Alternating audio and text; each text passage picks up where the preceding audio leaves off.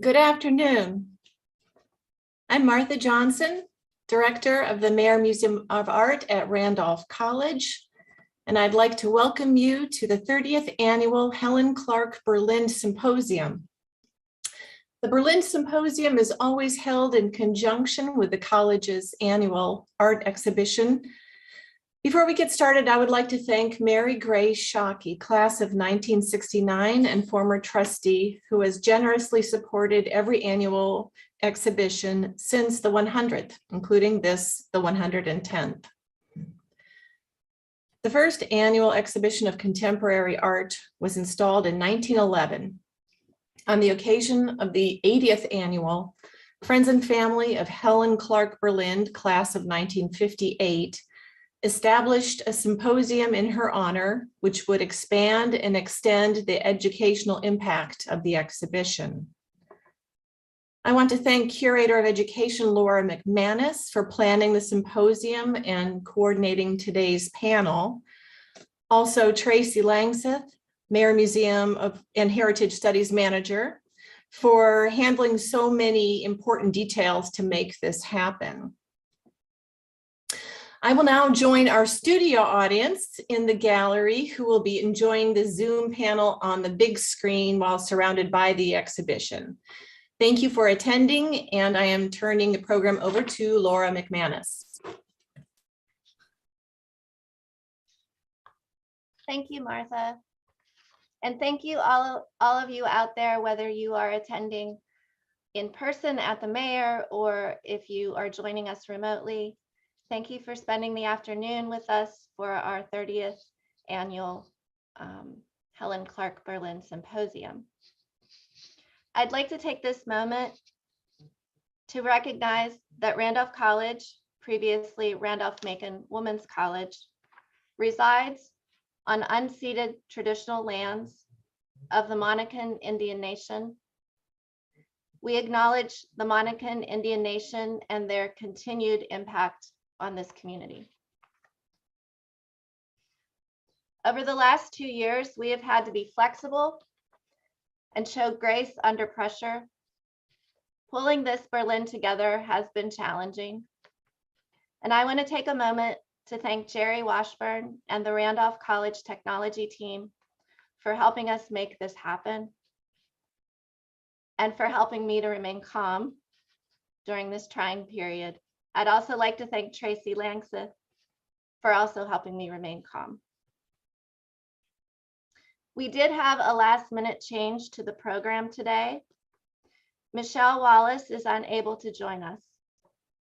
However, we are beyond thrilled to have Dorian Bergen step in at the last minute. I'd like to introduce the members of the panel today who will be discussing the art and activism of Faith Ringgold and Amina Robinson. I'm going to be turning on their videos.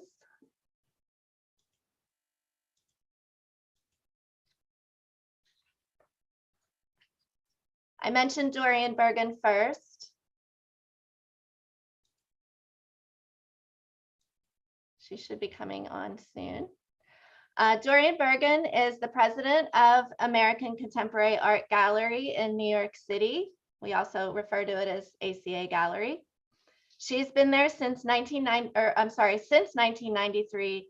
Dorian has been steadfast in her commitment to fostering the careers of many artists, including Faith Ringgold and Amina Robinson. Mikaela Sardo Lamarche is the director and curator at ACA Gallery and curator for storytellers Faith Ringgold and Amina Robinson, which we currently have on view at the Maier.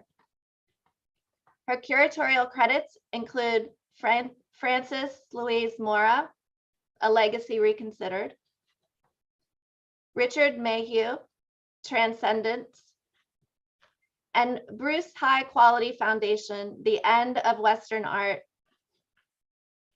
Monica Sarah, Forgetting and Remembering, and John Bader. Lamarche earned a BA and an MA in art history from Hunter College in New York. And finally, we have Lesley Shipley. Lesley is Assistant Professor of Art History at Randolph College, specializing in modern and contemporary art, with an emphasis on feminist and critical race art history and the history of art activism. Her publications include New York in and African American Art History, which is the Routledge Companion to African American Art History, and as co-editor, the forthcoming volume, the Routledge Companion to Art and Activism in the 21st Century. That should be published in 2022, so later this year. Shipley serves on the board of directors for Riverview's Art Space and is on the exhibitions committee as well. Shipley earned a BA in art history from the University of Maryland, College Park, an MFA in painting from American University, and an MA and Ph.D. in the history of art from Bryn Mawr College. At this point, I'm going to turn the program over to Lesley, who's moderating today's discussion, and I will see you later on when we have a Q&A. Thank you so much, Laura. I'm actually going to share my screen before I begin.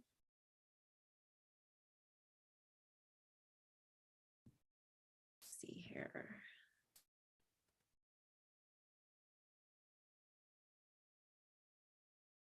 And then it kind of goes black and I can't see anyone, but I'm hoping you can hear me out there.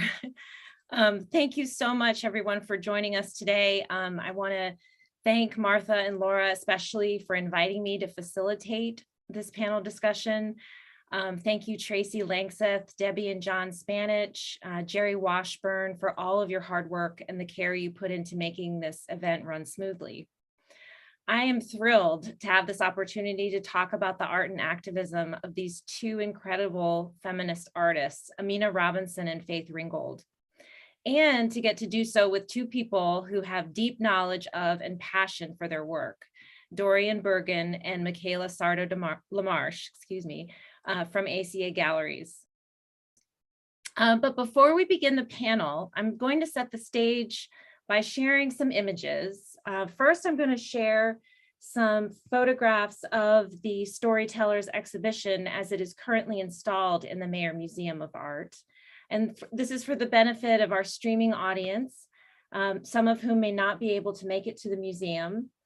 And then what I'll do is I'll share a brief video and talk about a few images for each artist, starting with Faith Ringgold, and then talk about Amina Robinson.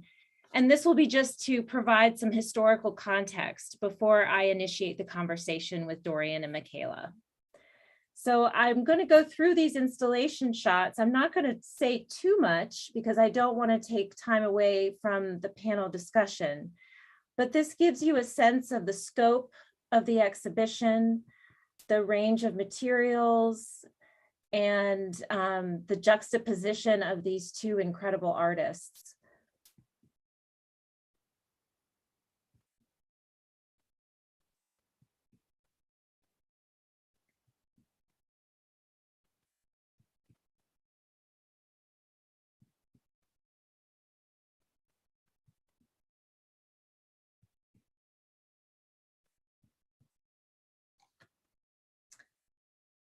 So as a brief introduction to the art and activism of Faith Ringgold, this first video is from PBS's Makers series. It's about 3 minutes long, and in it, Ringgold talks about the intersecting forms of discrimination that she faced as a Black women artist working in New York in the 60s and 70s. But when I was young and I would go into a gallery to show my work, the gallery dealer would look at my legs, but not my art.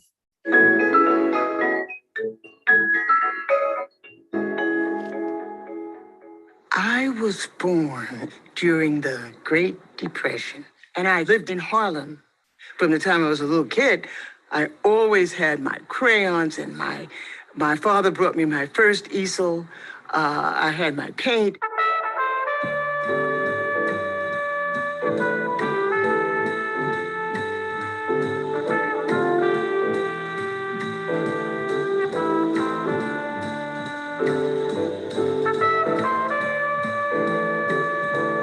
Who's Afraid of Aunt Jemima was my first story quilt. We know Aunt Jemima as this person on a pancake box. I rewrote Aunt Jemima's whole story.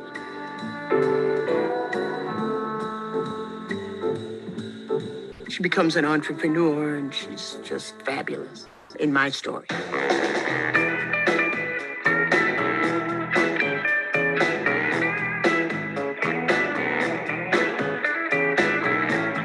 They would call the guys inside to sit around the table to talk to the curators and to the directors. You understand?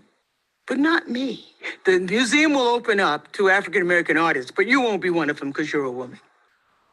Okay, I got it. Well, I decided that I needed to get involved with women's issues. At the Whitney Museum in 1970, they have biennials there. They had very few women in any of them. The last one that they had, I believe it was like 2%, 2 women. I said, what percentage of women do we demand? So my daughter, she said, 50% women. You want 50% of the people in the biennale to be women. You know, we'd blow our whistles. We had police whistles that we blew. We had eggs. I boiled mine and painted them black and put 50% on mine. It felt like we were doing something, and we were a part of the movement in America to equalize things.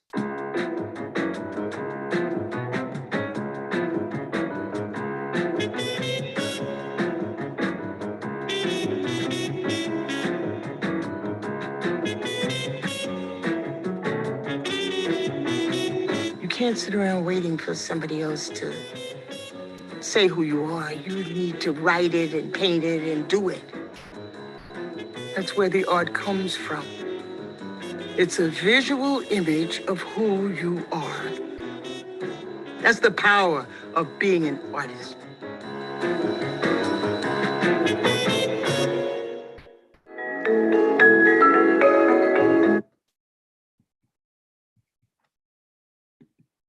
I remember when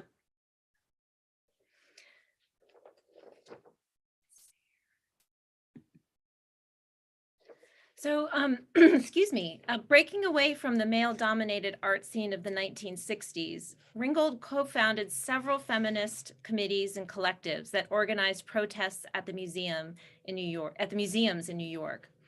And here on the left, you see a photograph from 1971 of that protest that Ringgold describes in the video outside of the Whitney Museum of American Art. And at the center of the image is Faith's daughter, Michele, who's going to put the laser pointer on there. Oh, sorry. Here's Michele with her poster, the 50% Black women artists. And here is Faith Ringgold. And I think it's important to just emphasize that these protests did have an impact. At the next Whitney Annual, Betty Saar and Barbara Chase Raboud became the first African-American women artists to be included. So within just 1 year, representation of women in the Whitney Annual rose from 4.5% to 22%.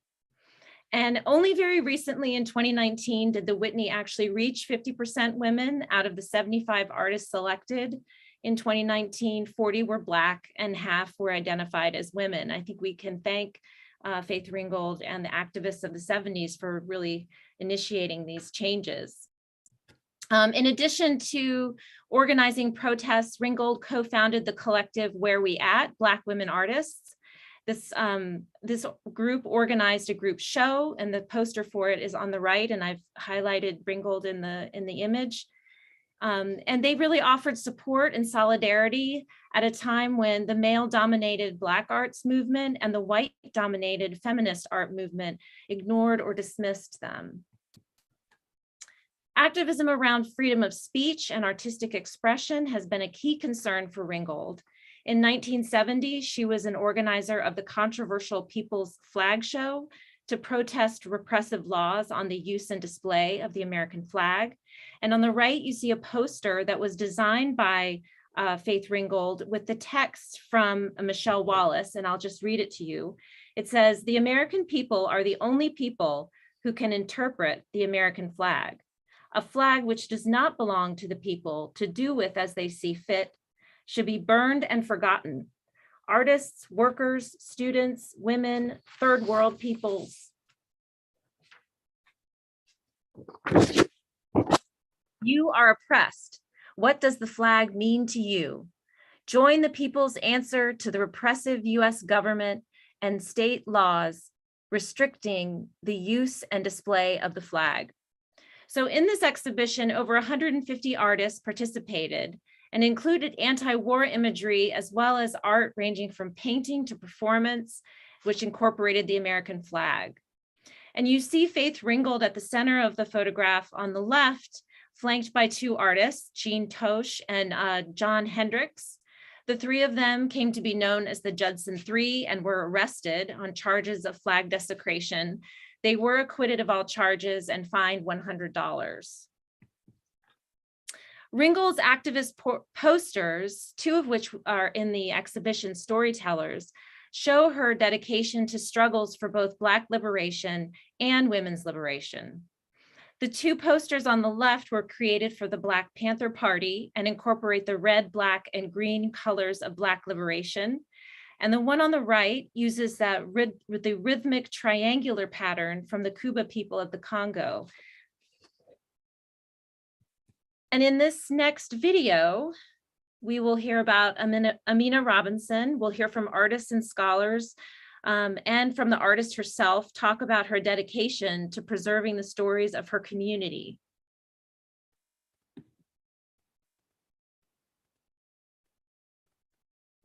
She's somebody who understands the connection between music and the drum beat, the colors you feel inside now, how they have to burst out and pop onto the surface. She's a magic maker. She's an alchemist with the different color fabrics and the different patterns and how she's layering things and knotting them and pushing them around and sewing them and painting over them and letting them rest and coming back and painting over them again.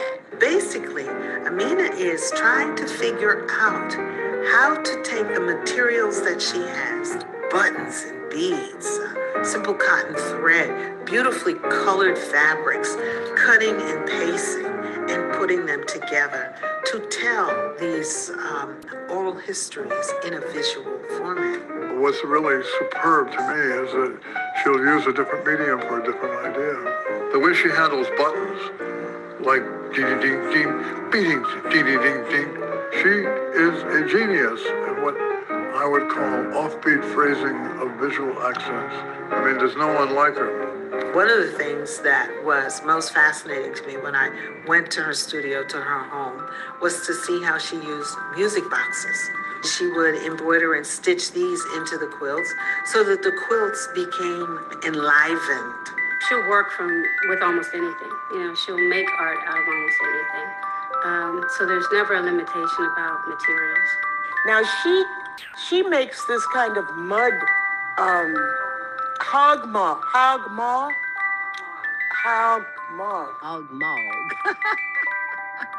Hogmog is a mixture of pig grease, homemade dyes, and brick, all stomped out. Those sculptures that are made with that material, they seem like petrified people, beautifully done. I was certainly inspired when I saw her work. I mean, she's very diverse. The work is rich and lush. To be face to face with Aminah, to be in the space that Aminah works in, it's like just a humming vortex of creativity. She is so specific in her vision, and she is so committed to, as she calls it, staying on the path. Amina Robinson is one of the most creative people I've ever met, seen, known. I've always said, you don't know where you're going until you know where you've come from first. And Amina's work really puts that squarely on point. What I am is a hard worker. I work all the time, and I love it. The most honest way to approach Amina is just to flat out say there's nothing ordinary about Amina.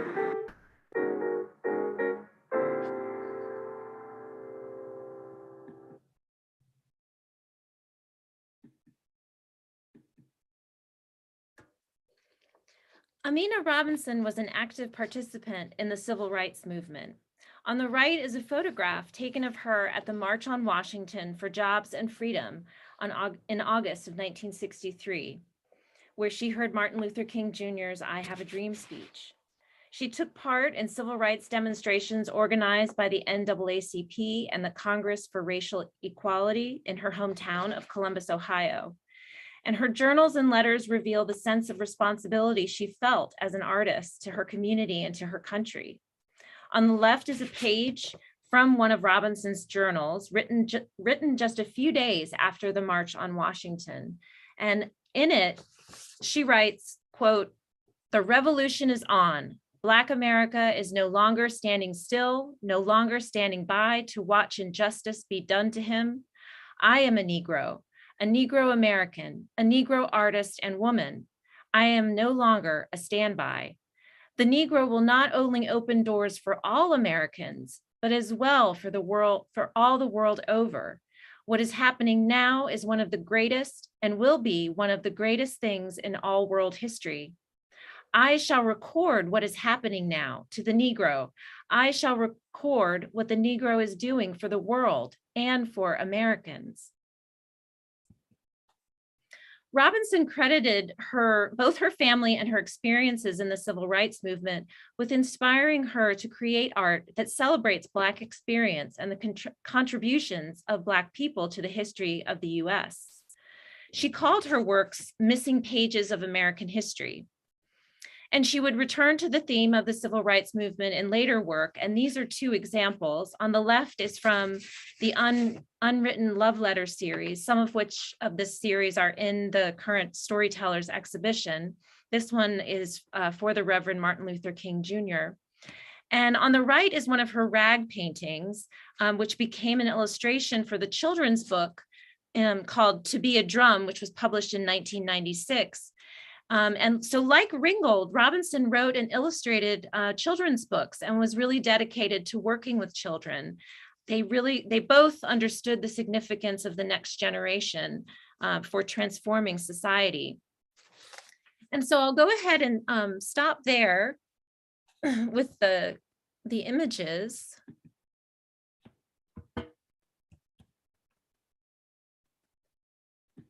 And stop sharing my screen.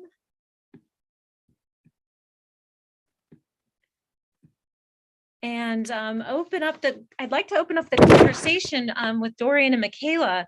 The first question I immediately thought of was, what was it like for you when you first saw their work, when you first encountered the work of Faith Ringgold and Amina Robinson, if you remember, and what was your immediate reaction to seeing it?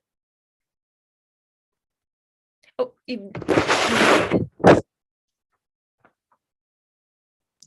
right. Here we are. You have to hear us. Yes. First of all, thank you. I want to thank everybody at the Maier Museum for having us here. I have to admit, my favorite topic to speak about is Faith Ringgold and Amina Robinson. And I also want to commend you for your installation. It's really beautiful. And it shows the work really well. We have had exhibitions of both their work over the past few decades. We were trying to remember when the first show was. What should we say? The first question. I mean, I met Faith Ringgold in 1995 when she joined ACA Galleries, and it was a good fit for us. I think Mikaela will speak a little bit about the history of the gallery and put it in context of why we are a good fit with Amina and Faith Ringgold. The gallery has always been a little political and always trying to be on the right side of history. But when I met Faith in 1995, she had just finished her autobiography, We Flew Over the Bridge. It had just been released. And to our delight and amazement, she actually spoke about ACA Galleries in the book before we even met. And it was because in the 1960s and 70s and 80s, we would regularly exhibit work by her contemporaries, her mentors, other Black artists like Romar Bearden, Elizabeth Catlett, and Jacob Lawrence. And Faith has said over and over again how she always wanted to be with the gallery because we had shared the same values. We're all about the art, and the message. Art with a message was always very important to the gallery. And so as soon as we met, we realized that we were really cut from the same cloth and hard workers. Just like Amina said, she works hard. Well, Faith works hard. We work hard. I think it's really important, even against adversity. The gallery itself had a lot of adversity. We had to overcome a lot of challenges as a company, as an institution, going back 90 years. So that's so speaking to what Dorian has mentioned, ACA was founded in 1932 in August during the depths of the Great Depression, and it always took as its central promise is to speak to the politics of the time, but also to give a multiplicity of artists to deliver their message, to facilitate delivering their message. So early on, we showed women when it was unheard of. We showed American art when it was unheard of. Of course, at that time, European modernism dominated everything. We were, I think, one of 3 galleries in New York City that actually dedicated itself to American art, but it also, like Dorian said, was art with a message. And so not only was it women, it was African-American artists, it was Chinese artists, it was, everybody under the sun, and it was always based on merit. And so when we rediscovered Faith Ringgold, as well as Amina Robinson, both of their whole oeuvre really worked with our program in such a major way. I mean, it was like earth shattering. It just sort of was like she said, cut from the same cloth, separated at birth. I mean, as soon as we saw the work, we knew that we had a whole lifetime ahead of us. And so together, we have worked together to not only establish these voices, but to promote these voices that have been often overlooked in time. And so it was really, like we always say, it was a no-brainer. Honestly, it was divine intervention. They brought so much to the gallery, and so we were able to carry on their message unfettered. So how long was the Storytellers exhibition in the making? And the first iteration of this exhibition, I'm going to say, probably took place about 10 years ago. I organized a show called, I think it was Storytellers, but it was Amina Robinson and Faith Ringgold at the Opaka College in Albany. And then it went to another venue at the Mattituck Museum. And then it took a little bit of a break. And then it went to the Ringling College Museum of Art. It went to DeLand. Yeah. And it's traveled over time. And so each venue is specific. We add, we subtract, we, build in, the essay changes slightly, we incorporate new works, new voices, but it's been, in one sense, we pulled together the show for Maier. I don't want to say very quickly, we had talked about it probably for about a year, and then it sort of came to pass, but there was this historical show that had already, been traveling throughout the United States. So in one sense, it was, a year in the making, but in another sense, it was, 10 years in the making, so. Could you talk a little bit about how we talked a little bit before this, but would you share how you learned about Amina Robinson? Because for me in particular, this was the first time I'd ever heard of her, seen her work. Yes, Amina, it's interesting because Faith Ringgold was raised in New York, and she's a New York City artist. And so there is this inherent kind of bias that New York artists sort of, get, a wider range and a lot more promotion. Faith was in every art history book that I studied with when I was in graduate school and when I was in college. Unfortunately, Aminah was not. And so she was not an artist that I was particularly familiar with. And so it happened, as these things do, quite organically. We had great clients who had collected both Faith as well as Aminah. They were based in Columbus, Ohio. Aminah had just won the MacArthur Genius Award. She was going to have a major traveling exhibition that was coming to New York, to the Brooklyn Museum. And they came by and they said, you know, you should take a look at this artist. And so basically we looked at the images and we were just, you know, gobsmacked, just unbelievable. How come we don't know such a powerful artist who has such a powerful message, who's so unique in what she does in terms of her material, her vision, etc., and how great it would be in terms of our stable. And then Dorian and Jeffrey went out to visit Aminah, and, you know, once again, it was love at first sight. Love at first sight. Love at first sight. You have to have the love. You got to see her studio, Aminah's? Yes, her studio with this, you know, MacArthur Genius Award. She built another studio, and she had a lot of work. And like Faith, complex. She's complex. She works in many different media,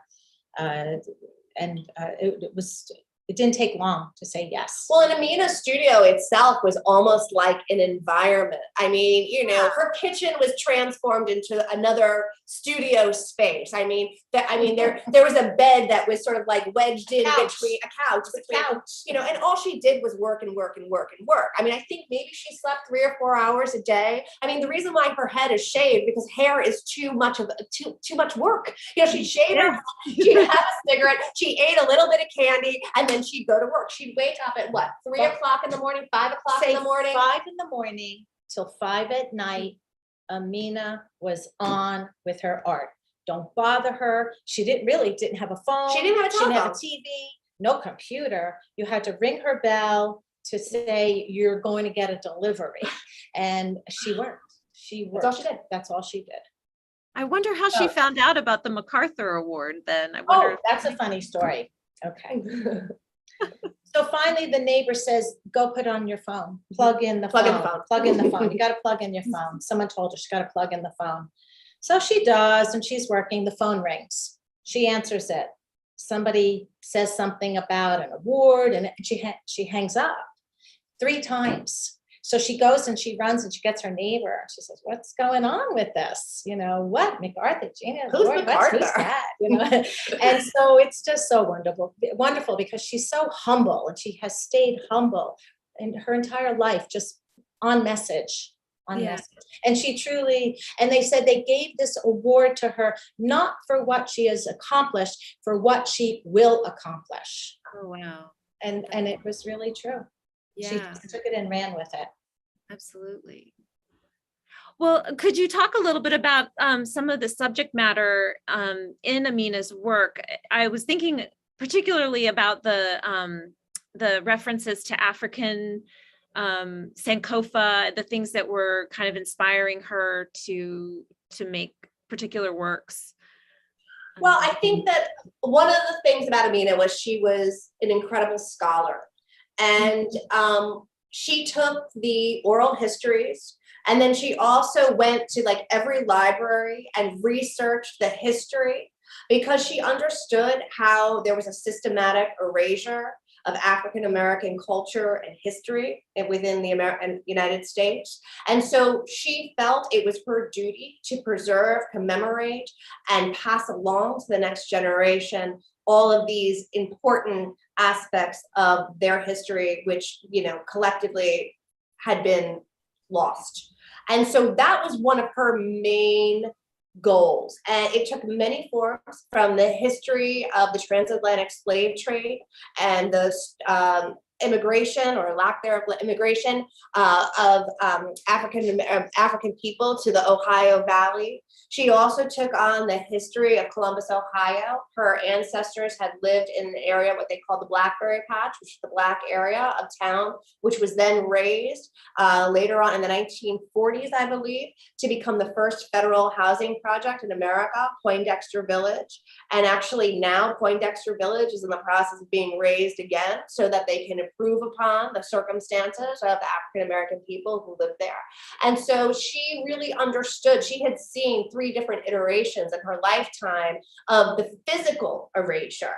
So it was very important for her not only to commemorate those aspects, but also the oral traditions, which often are lost along the way. So you see throughout her work, you see the characters of her neighborhood, like Faith, as well, like the characters of Harlem. You see the characters of Poindexter Village, but then you go beyond it because she goes back all the way to Africa, and she does travel at like in the 1980s. She traveled there to Africa, and in fact, actually, she met a medicine man there who said, "Your name is not Brenda Lynn. Your name is Aminah." And so she said, "Okay, my name is Aminah." And she went back home and spoke to her father, and he like teared up, and he was like, "Do you know that in our history, Aminah was your ancestor?" And the fact that this person in Africa told her about her own history, I think, transformed. And that's how she became Aminah Brenda Lynn Robinson, is that she was named Brenda Lynn. It's such a beautiful story. It's an incredible story. Her father also, I would have to say, was totally instrumental in engaging her and supporting her in her art pursuit. She didn't speak until she was probably, I don't know, 8 or 9 years old, maybe. Quite a long time to speak. A long time. She was quiet. She always observed. She never spoke. And he knew that she had intelligence. I mean, but he couldn't figure out a way to communicate with her. And he was sort of an amateur self-taught artist. And so he gave her pens and paper and materials. And that is how she started to communicate. She drew before she actually spoke. And then he also taught her how to make that hog mog that Faith references in the video clip, which is pig grease, mud, sticks, stone, and brick. He taught her how to make natural pigments out of the garden. He taught her how to make handmade paper and pulp. So he really gave her the sense that you can create something meaningful out of nothing. And that also, I think, really speaks to her entire trajectory in that there really were no limitations at all.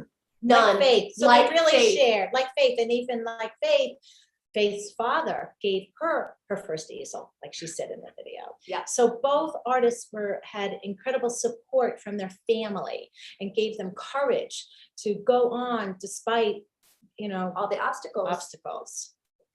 Family is very important. Very important. And I think that both of them share that. They had very, very strong fathers who really empowered them. As well as strong mothers, let's be honest. I mean, without a doubt. The buttons that are throughout her work are a reference to her mother who did piecework for a living. And she had her daughters help her do the button work and the piecework. And so apparently she was pretty disciplined. And if they sewed it on incorrectly, they got a slap on the hand and had to do it again. And I would say that Faith's mother, being a fashion designer, also collaborated with her on her first story quilt and was also really, the dedicated, sort of disciplinarian. Whereas the fathers were like, come on, you can do it. So it really was the two, and they do have that in common, which I think is really interesting. Yeah. Wow. How would you describe the relationship between their work and this idea of activism? Do you see that as an intersecting Absolutely. lens? I believe that it's inherent to both of who they are. I don't think you can do the work they do as Black women in America without being activists. They were entirely outspoken and opinionated and fearless and determined. And so, like we were saying before, every obstacle is an opportunity, and they took it. And the more people said no, the more that the harder that they worked on it. And again, like every obstacle was an opportunity. I think Faith said it, like, thank God I'm not a white man, because you know what? They would never let me in the club. And that meant that I could do whatever I wanted, and I did it well. And it meant that I had freedom, which I thought was a really, really interesting way to pivot the whole narrative and take it over, Yeah, that it isn't a limitation, but it actually is nobody's going to be paying attention to me, so I can do what I want to do. Exactly. Outside of market forces, outside the market, outside of acceptance, she could do whatever it was. Both of them felt that way. I think Faith said, if somebody says you can't do something, do more of it. Her mother also said, Faith, you're going to have to work twice as hard to go half as far.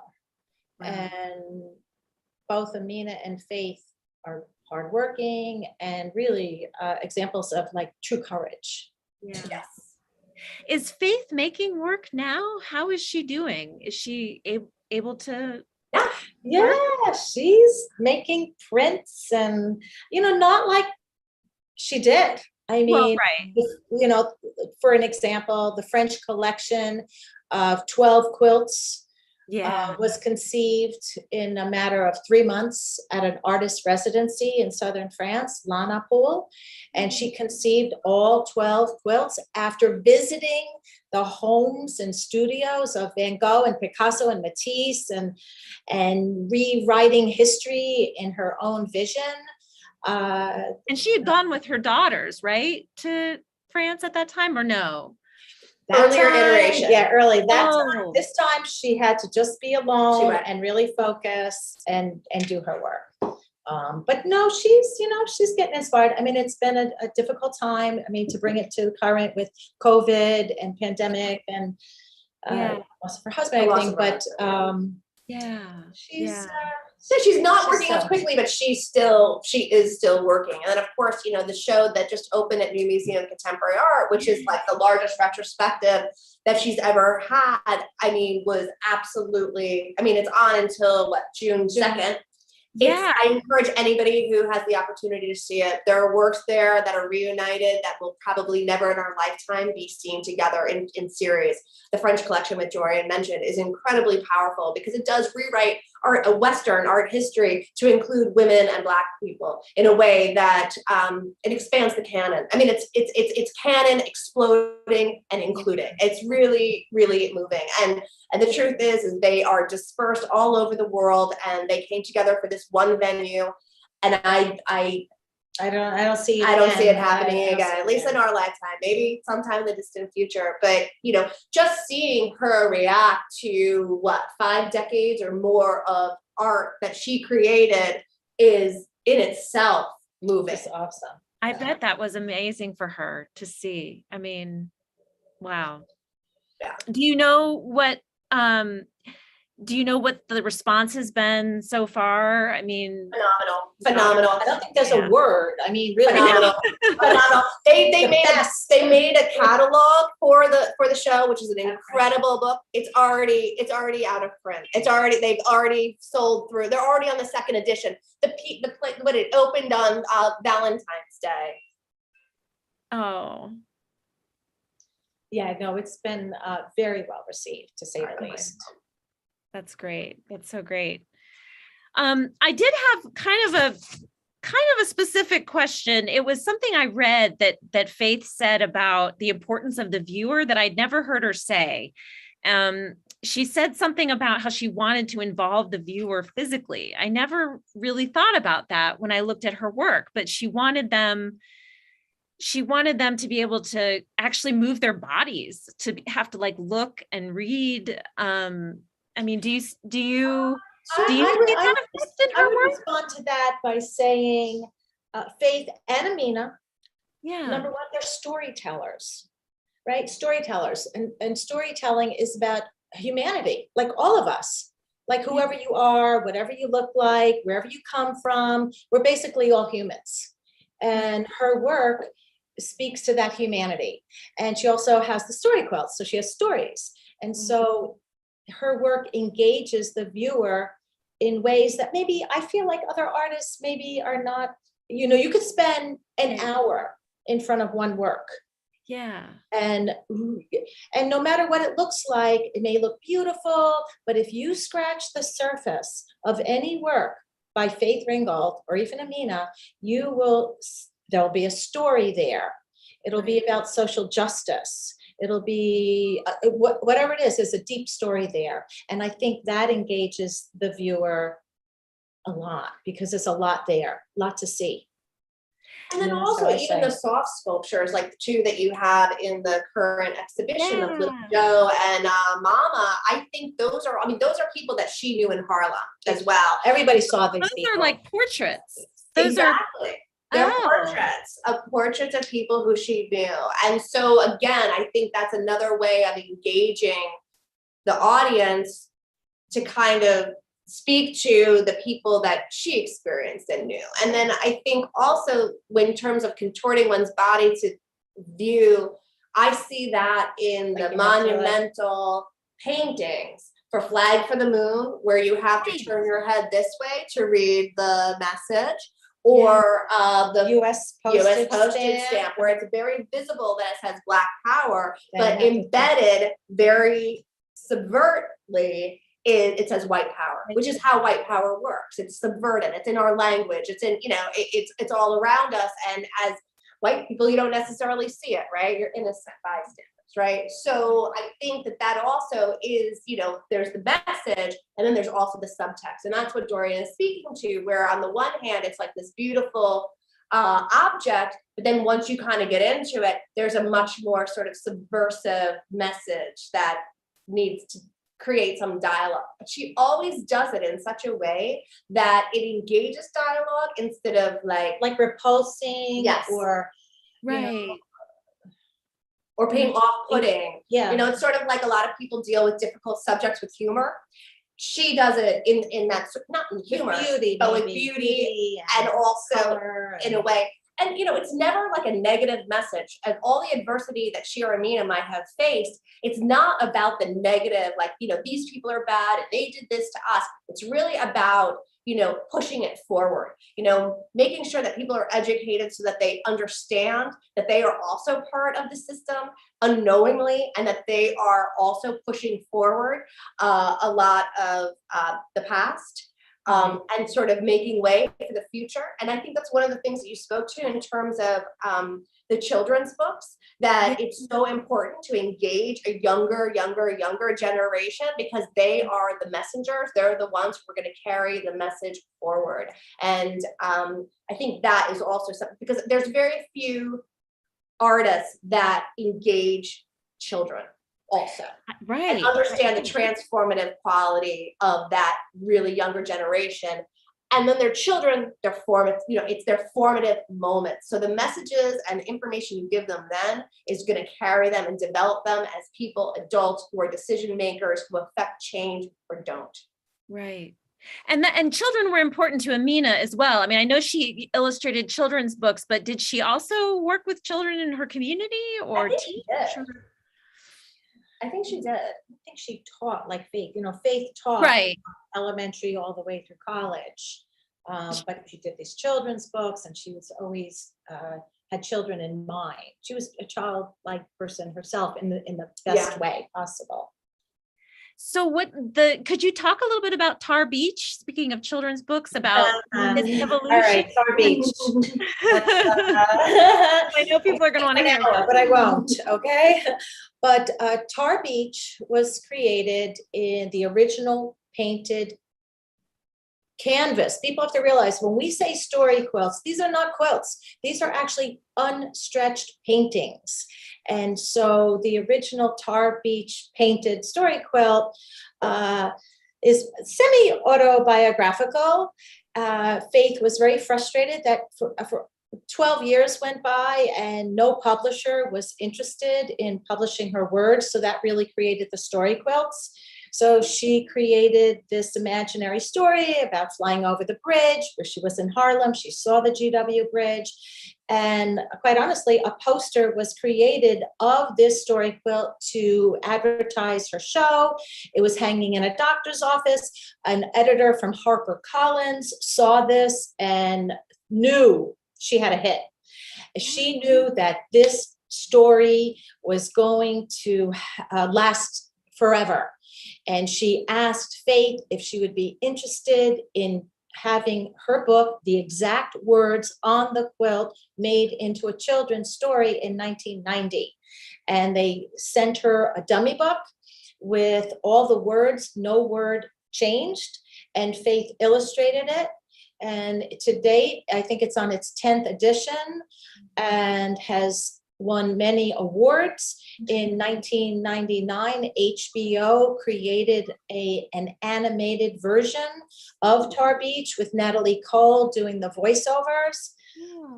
It's just, it will always be in print. Every school child knows Tar Beach, and it has a wonderful lesson about dreaming. Anyone can fly. And really the message is so inspirational to from children to everybody. Anybody can fly, no matter what difficulty you have, no matter what age you are, you can overcome and make changes in your own life to succeed.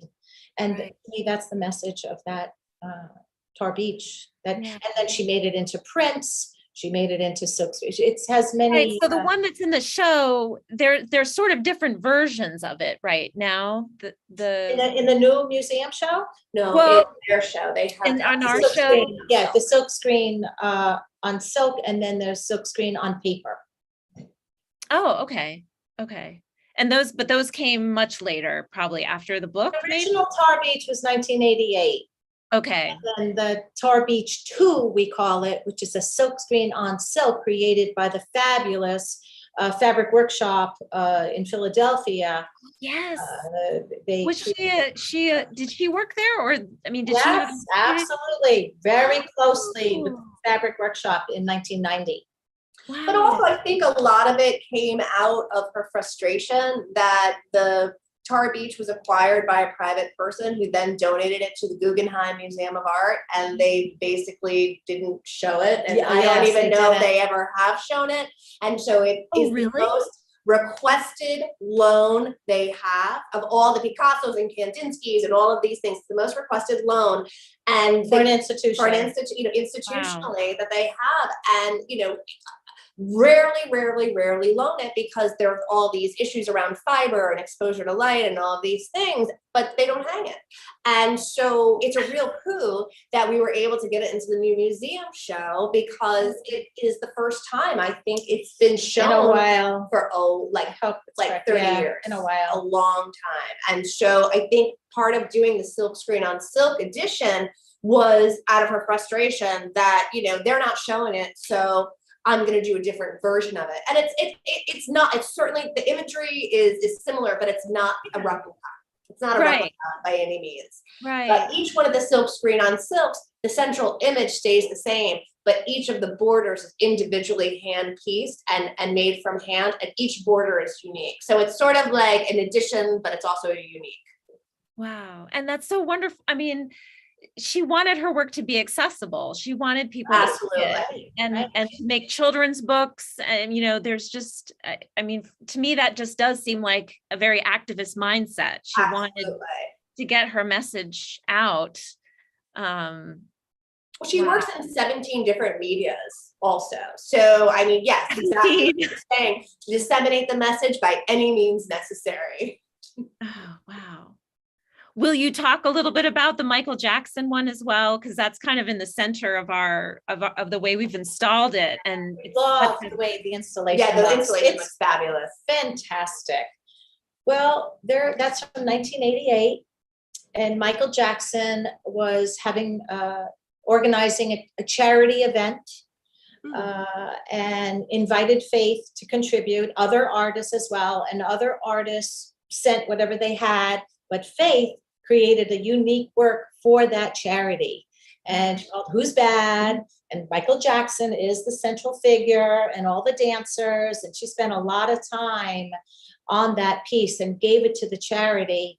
It didn't sell, so here it is in your exhibition.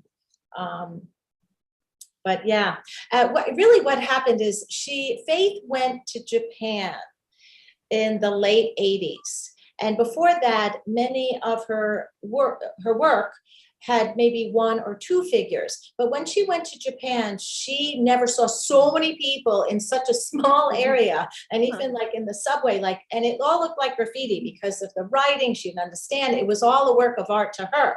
So when she came back from Japan, her work changed, and she created work, and that's one of them, with a lot of figures in it. She did 2 pieces after the Japan visit, and it was called Subway Graffiti. And she had, I think, 107 figures in each one of those story quilts. And this also was a result of her inspiration from her trip to Japan, seeing so many people in such a small area. Huh, that's so interesting, especially coming from New York too, which has a lot of people, but yeah, she said, no, not like very different. Yeah, just an intense, oh, wow.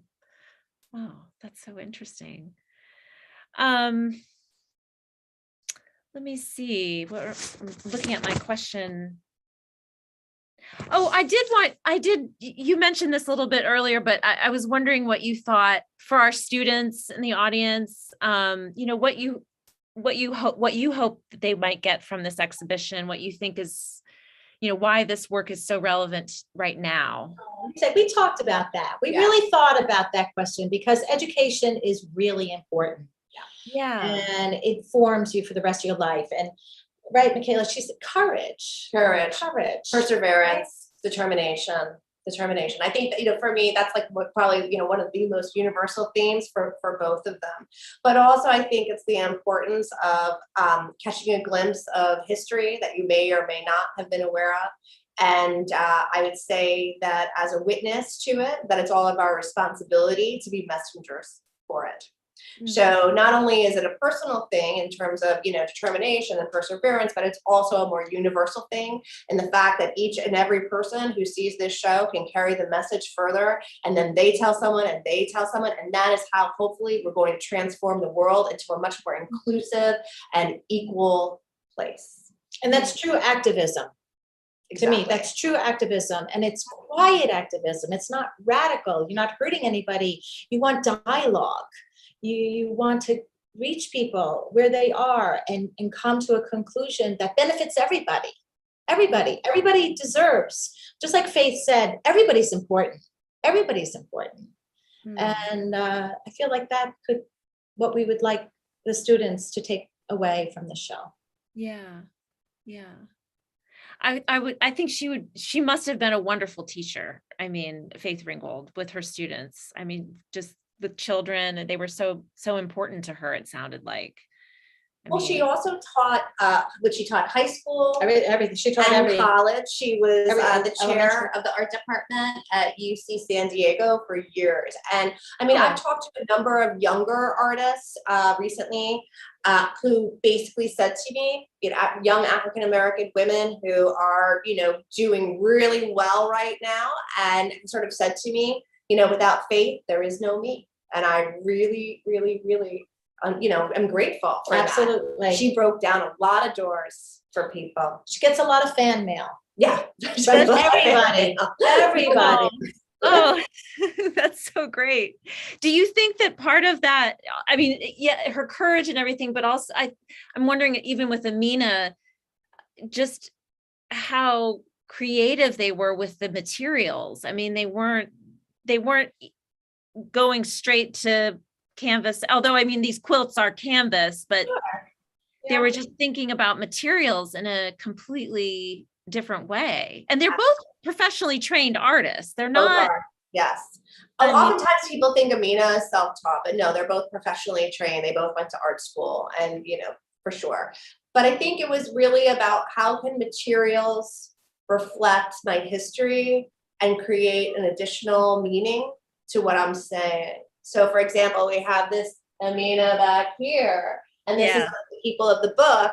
And it was about her experiences going to the Middle East and to Israel, and realizing that despite all of our differences in terms of religion or creed or race, whatever, that we all essentially want and need the same things in life. And deserve. We all deserve the same things. That's really paramount. But also taking, for example, like, for Faith, using the painted story quilt, it speaks to all of that history of, quilt making in the African American culture. But it also speaks to the fact that her mother took that and then became like a very high-end fashion designer in Harlem who dressed, the highest echelons of that community.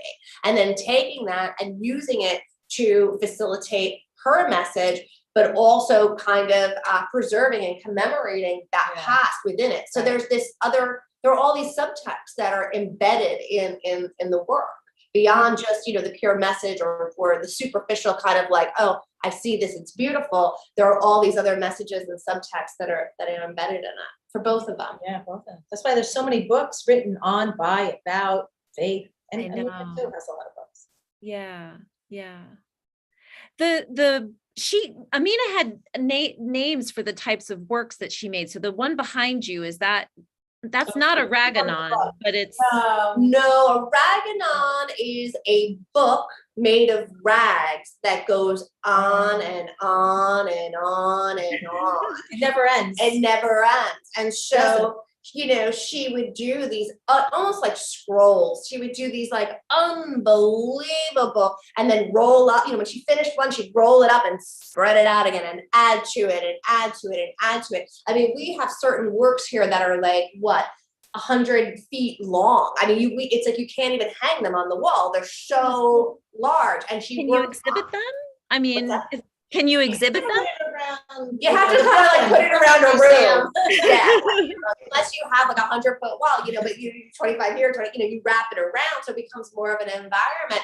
But it was sort of the way that in the video that you showed before, it speaks to how, she would work and then come back to it, and then finish and do something else and then come back to it. And it's constantly, so it also sort of speaks to that notion of like our history is, we're just here for the moment and we're preserving, and it's going on and on and on. Doesn't end. The story continues. The story continues. It never ends. It never ends. And that's how it don't end.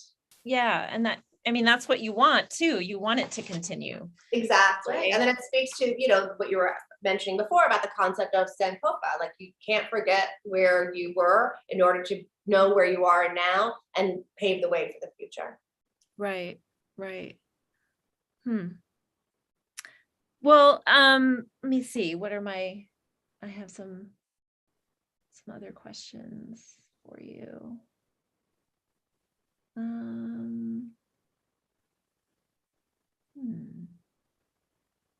Oh, we have a museum and heritage studies program here at Randolph College. And I bet that these students would be interested to know about the difference between a traveling exhibition versus having an exhibition in your gallery. I mean, are there different choices that you make, and how is it organizing? Is it different? I mean, ultimately, it's really, for me, at least in terms of a curator, it's attempting to know your audience. So I really try, for every show that I do, I really try to figure out what makes sense for the audience.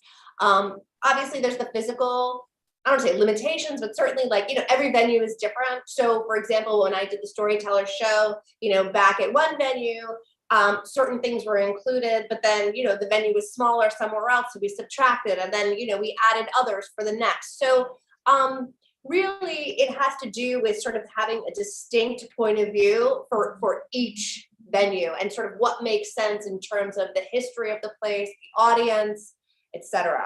But as far as doing, a gallery show versus a museum show, it's really like sort of more pragmatic, which is just like, how much room do you have? Like, how many walls?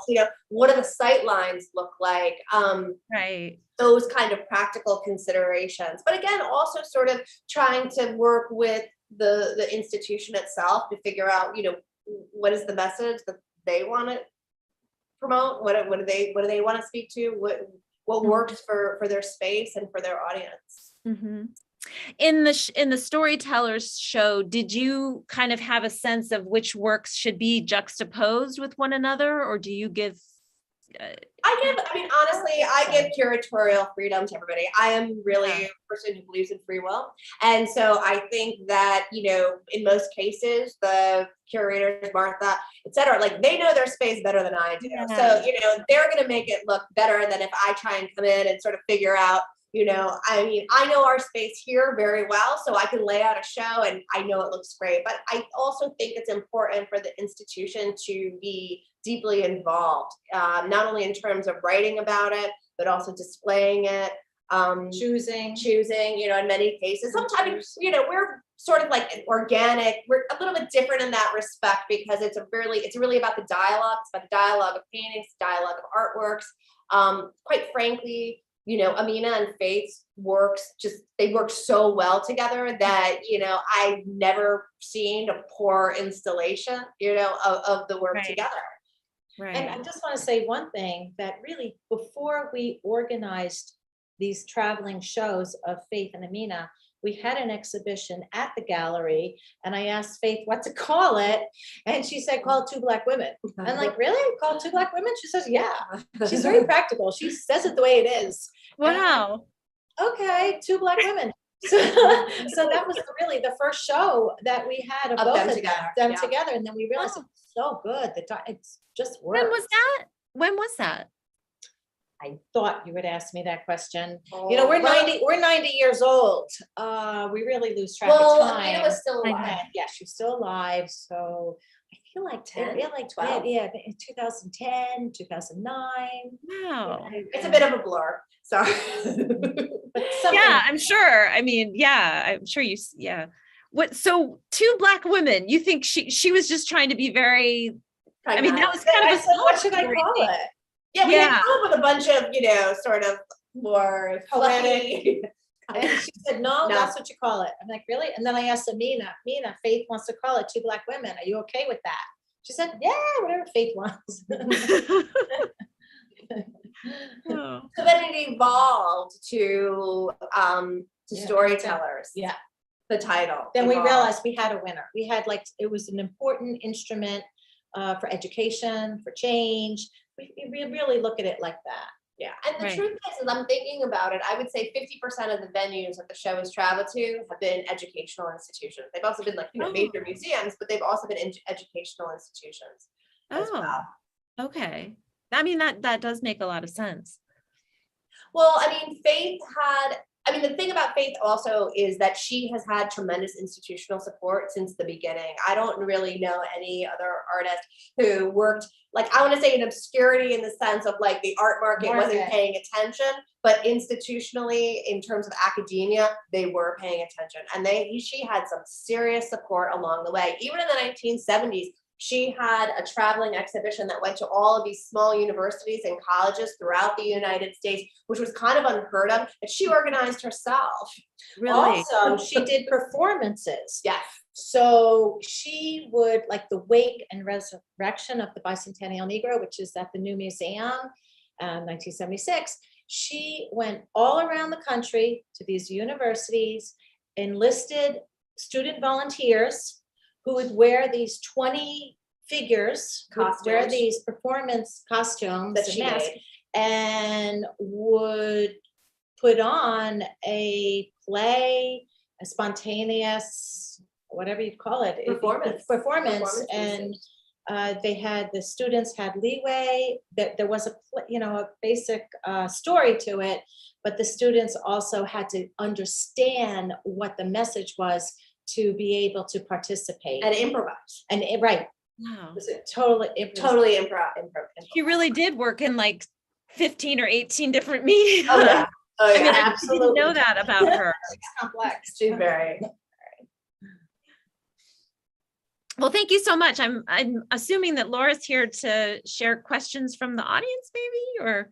Yes, I'm joining because we've got, I don't know, about 20 minutes maybe for questions.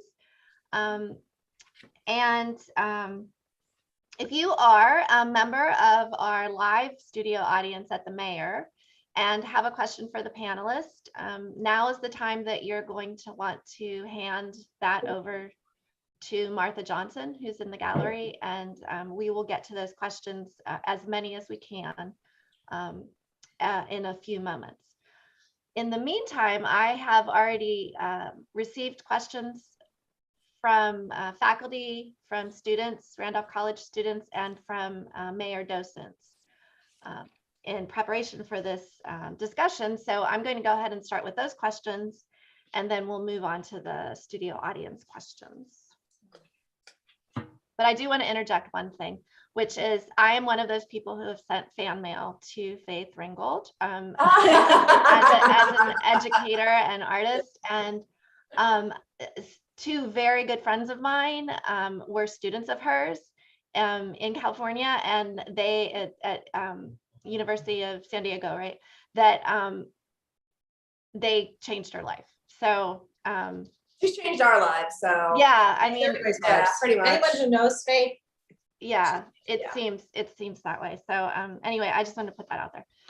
Okay, so this question is for regarding Amina Robinson, and one of the docents was interested in knowing a little bit more about her relationship with the Columbus Museum of Art and the Columbus community, because I understand in 2015, when she passed away, she bequeathed her entire estate, including her house and her studio, which I think were one or close to the museum. So I'm just wondering what you can share about that, and you know, how just about the community, what Columbus's response to her work was, and then also the museum. Columbus was her main inspiration by far. I mean, you know, that was really, and she created a very, very, very deep relationship with a number of people at the Columbus Museum who really, really, really sought to protect and promote her work, and were just steadfast supporters of her over the years. I mean, they're the ones who organized the symphonic poem, which was her first major traveling retrospective that went to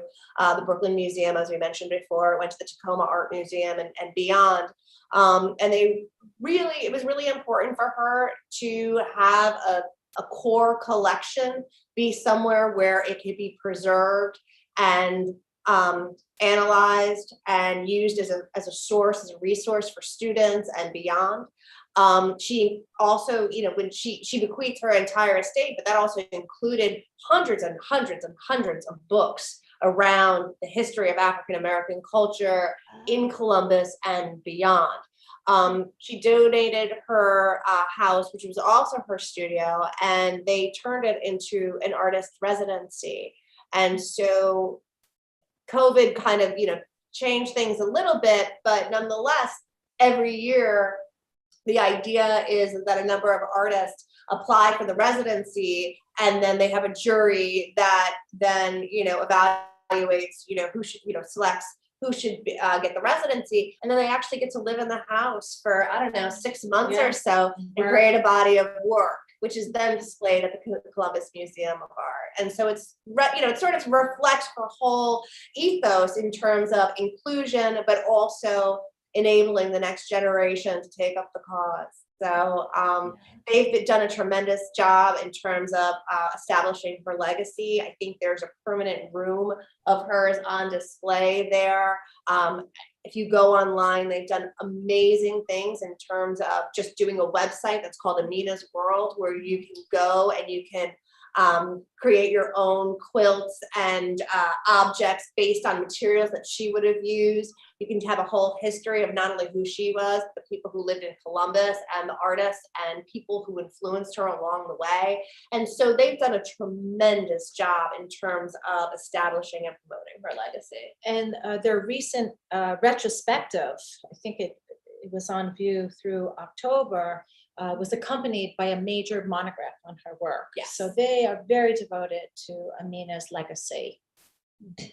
That's wonderful. I'm reminded of the documentary we watched earlier, in which the Harlem Museum was, the Studio Museum in Harlem was referenced frequently as being influential for artists because of their residency program, for artists to have this opportunity to meet other artists and to be in, and then to have that space of the museum as part of their working space. And it sounds like that's kind of what the Columbus Museum maybe is going to be doing as well. So that's great. Yeah, that's wonderful.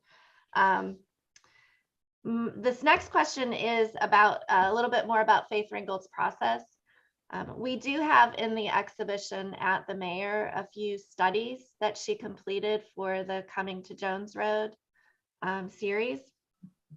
And we're wondering if, does she always work that way, producing studies, multiple studies before she launches into a project? Studies, lots of studies with markers, or pencil, or yes, it starts with studies. Okay. And then the object is created, and many times there's a whole series of prints that then come out of it as well. So, each body of work is enormous. And an exhibition unto itself. Yeah. Each work. Yeah, because every single story quilt in the series has several studies, and more often than not, there are several prints or different media that is created out of the story quilt. Yeah. Okay. And maybe one or a question. Book. Sorry, I say or a book, or a children's book. Or a children's book. That's right. Exactly. Yeah. That's right. Yeah. That's absolutely right. I'm going to ask maybe one other question before we go to the studio audience. Do you know if Faith Ringgold and Amina Robinson ever considered collaborating on a project together? I don't think so, honestly. No, I think so. She lived in Ohio. They knew each other. They knew each other's work for a long time, but I'm not entirely sure they met until very late in life. Okay. And so while they both respected each other and, believed in each other and loved each other's work, the closest collaboration that I can say, and it's not really a collaboration, is that there's a series that Aminah did called Clutch of Blossoms. And it's all of these important women of African-American history in the arts in particular. And they all have these enormous hands and they're giving, because she looked as the younger generation as the blossoms and the older generation holding on to them to set them free. And so in that series, she did a portrait of Faith Ringgold. And so there's a portrait that Aminah did of Faith. And in fact, actually, there's an unwritten love letter. Truthfully, that's true. There is an unwritten love letter also to Faith as well. And of course, those unwritten love letters are actually envelopes that are unfolded. That's why they're those odd shapes.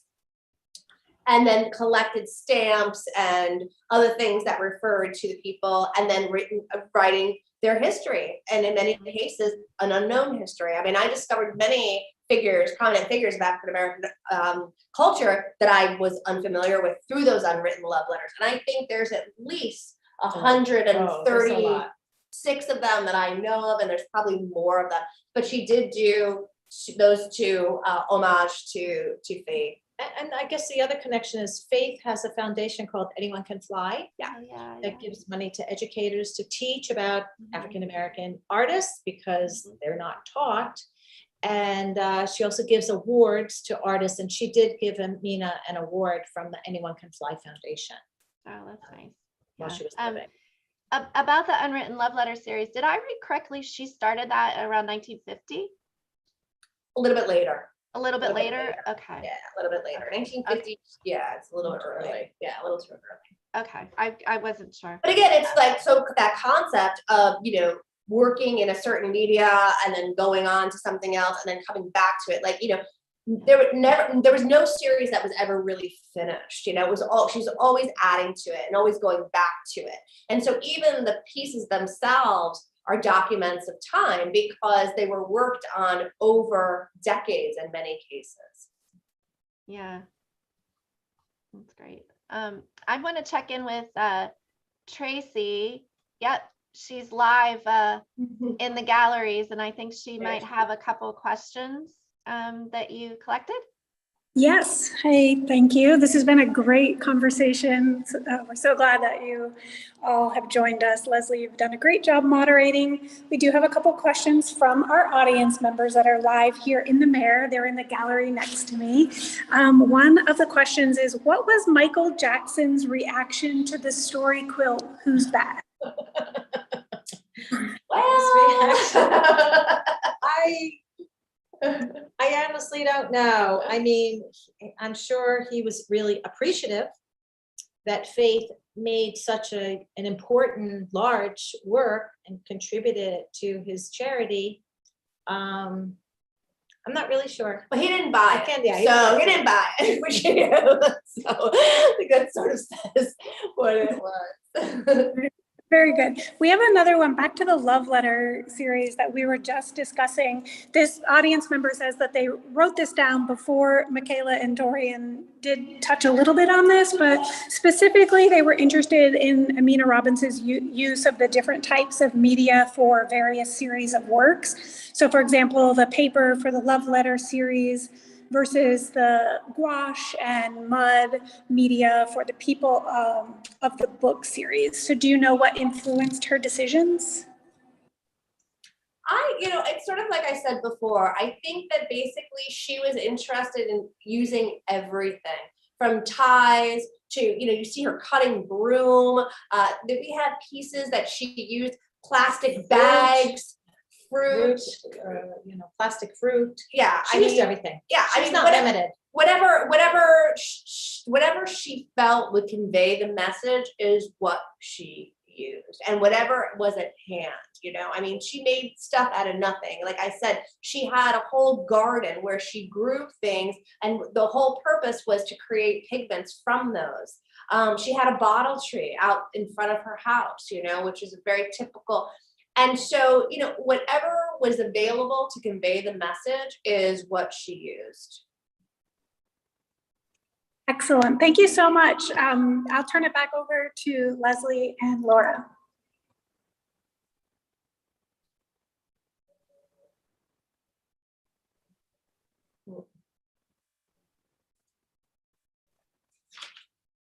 I was muted. Sorry about that. Lesley, do you have any parting words before I wrap up? We're close to time. Only just gratitude to Dorian and Mikaela for sharing their knowledge about these two women, and obviously you're so passionate about them, and thank you for bringing Amina's work to everyone's attention. I'm planning on teaching her now to introduce my students to her from now on. I mean, she really is incredible. I can't show Faith Ringgold and not show Amina Robinson now, and I always show Faith Ringgold. So thank you for the work you did together, and for the work and the gallery too. I mean, that really is remarkable, the ACA Galleries history. And so thank you for sharing that with us and continuing your work that you do. Right? Happy to share. We're grateful that you had us and included us and gave us an opportunity to speak about our favorite subjects. Well, I echo the thanks to Lesley also for working with me on this and agreeing to carry such a heavy load. And for Mikaela and Dorian for joining us, and all of you out there who are joining us remotely, thank you for spending some time with us. And those of you that came up to the museum and are currently in the gallery, you can enjoy a reception afterwards. In Gallery 2, there's some delicious food that I plan to partake in. Just a reminder that the 110th Annual Exhibition of Contemporary Art, Storytellers, Faith Ringgold, and Amina Robinson is on view until April 1st. The museum is open Wednesday through Sunday from 1 to 5. And of course, I love giving a tour. So definitely contact me if you're interested. And until next time, thank you all and have a wonderful afternoon. Thank you. Thank you. Bye. Thank you.